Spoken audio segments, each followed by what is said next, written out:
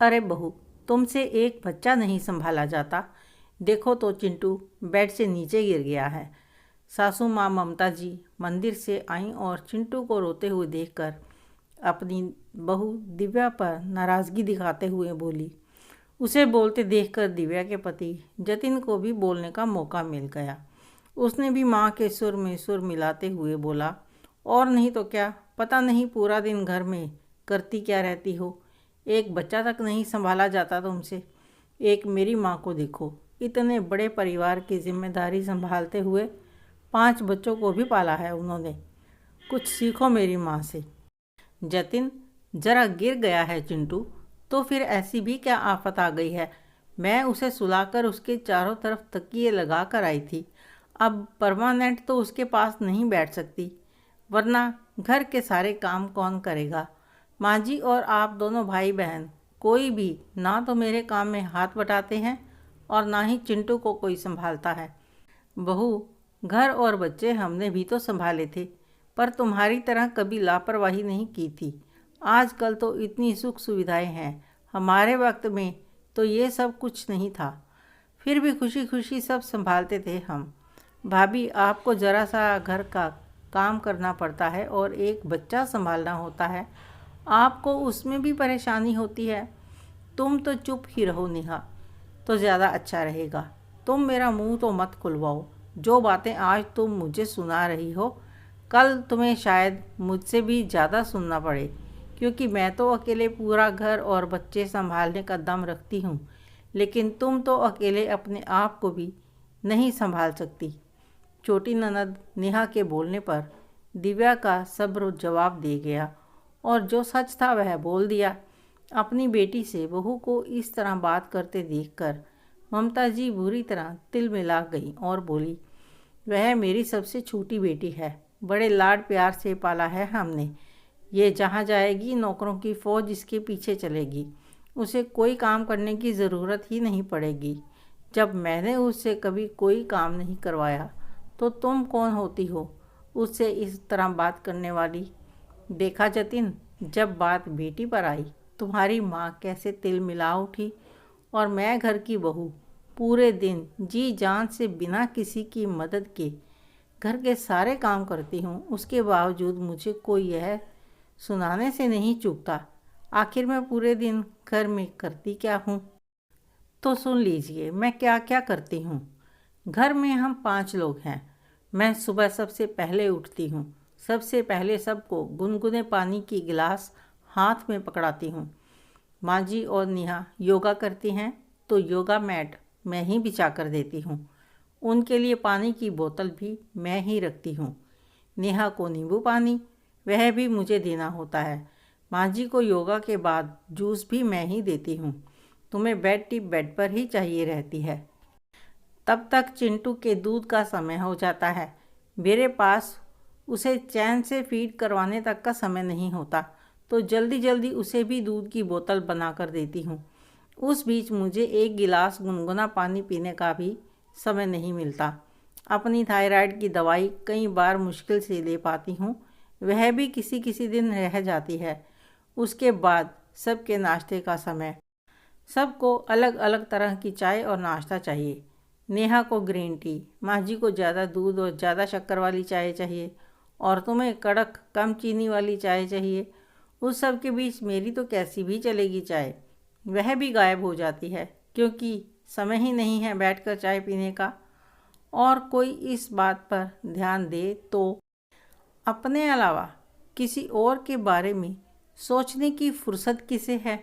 सबके अलग अलग स्वाद के नाश्ते। नेहा को स्प्राउट चाहिए, माँ जी को गर्मा गर्म तला भुना नाश्ता, तुम्हें कम तला भुना नाश्ता चाहिए, और मुझे एक रात की रोटी तक नसीब नहीं होती।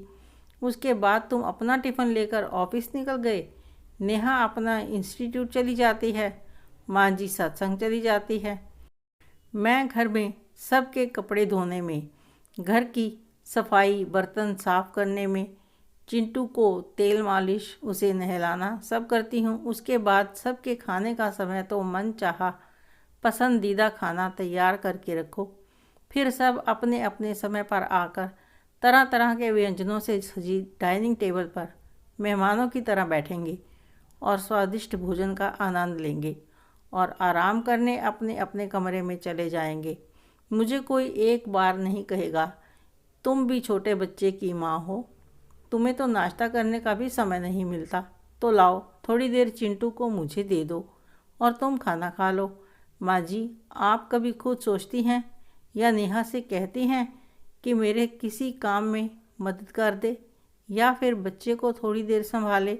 नहीं ना, क्योंकि मैं आपकी बेटी नहीं बहू हूँ। बेटियों के फ़ोन आते हैं तो वह अगर ज़रा सी शिकायत कर दें कि माँ हमें काम और बच्चों से फुर्सत नहीं मिलती, तो आप कैसे दर्द से तड़प उठते हैं।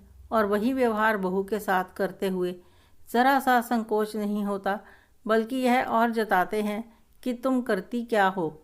हाँ, आपने बड़े परिवार में रहकर 5 बच्चे पाले होंगे, लेकिन वह आपने अकेले नहीं पाले होंगे। बड़े परिवार होते थे तो बच्चे को संभालने की जिम्मेदारी सिर्फ माँ की नहीं होती थी।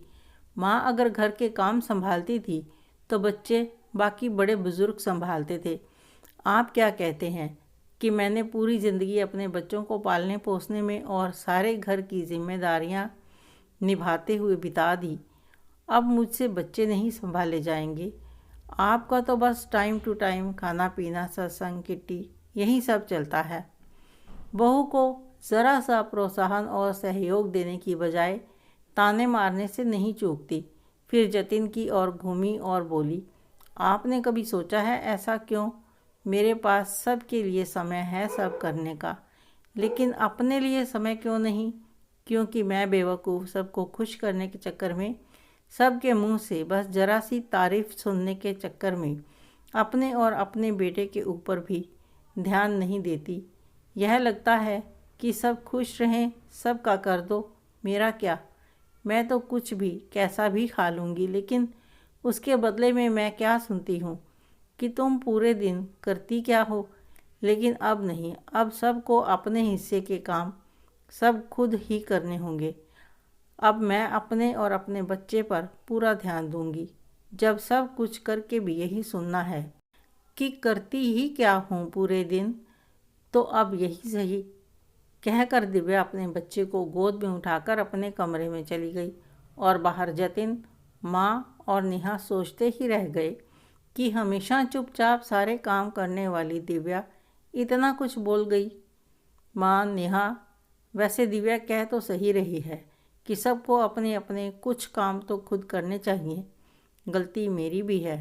पहले तो मैं भी आपके साथ घर के काम में हाथ बटाता था, लेकिन दिव्या के आते ही उसका पति परमेश्वर बन बैठा, जो पत्नी के किसी काम में हाथ बटाने में, अपने बच्चे को संभालने में अपनी हेठी समझता है।